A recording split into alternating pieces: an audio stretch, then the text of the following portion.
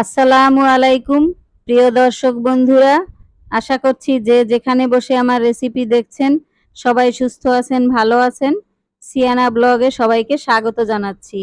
আজ আমি আপনাদের মিষ্টির দোকানের মতো নিমকি তৈরি করে দেখাবো। আশা করছি আমার এই নিমকির রেসিপি আপনাদের সবার কাছে ভালো লাগবে। যদি ভালো লাগে, এখনও যারা আমার চ্যানেলটিকে সাবস্ক্রাইব করেননি, প্লিজ সাবস্ক্রাইব করে আমার পাশে থাকবেন। তাহলে বন্ধুরা শুরু করা যাক নিমকি তৈরি। এখানে আমি 2 কাপ পরিমাণে আটা দিয়ে দিচ্ছি।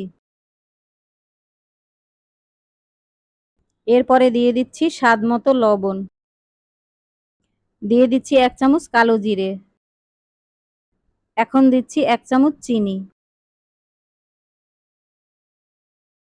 হাফ চামচ দিয়ে দিচ্ছি খাবার সোডা,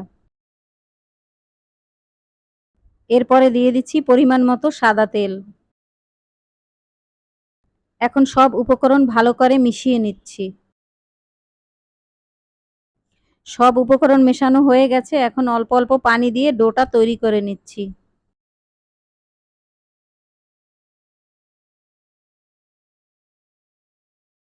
ডো তৈরি হয়ে গেছে বন্ধুরা, এখন আমি 20 মিনিটের জন্য রেস্টে রেখে দেব।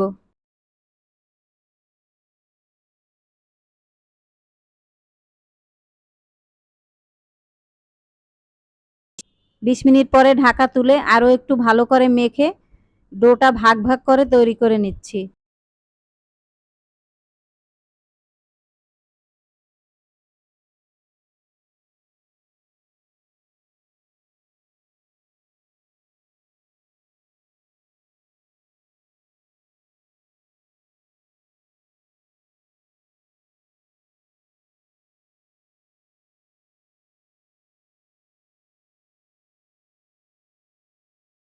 ডো থেকে আমি ছোট ছোট লিচি কেটে নিয়েছি, এখন নিমকি তৈরি করে নেব। আর এগুলোকে আমি ঢেকে রেখে দেব। প্রথমে একটি লিচি নিয়ে রুটির আকারে বেলে নিচ্ছি।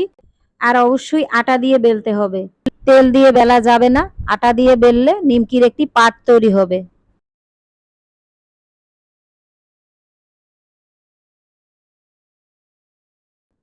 রুটির আকারে বেলে নিয়েছি, এখন ভাঁজ করে নেব।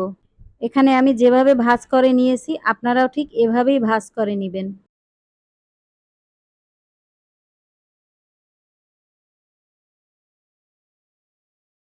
এভাবে আমি সব নিমকিগুলো তৈরি করে নিয়েছি। এবার নিমকি ভাজার জন্য আগে থেকে আমি চুলার উপরে তেল গরম বসিয়ে দিয়েছি।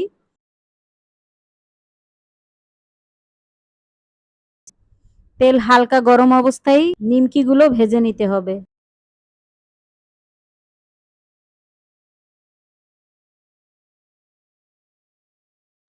একটি নিমকি ভেজে নিয়েছি, এখন তুলে নিচ্ছি।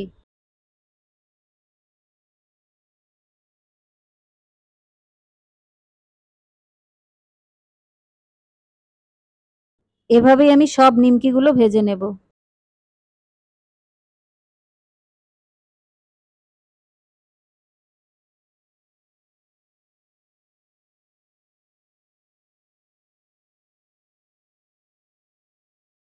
তৈরি হয়ে গেল মিষ্টির দোকানের মতো খাস্তা মজাদার নিমকি।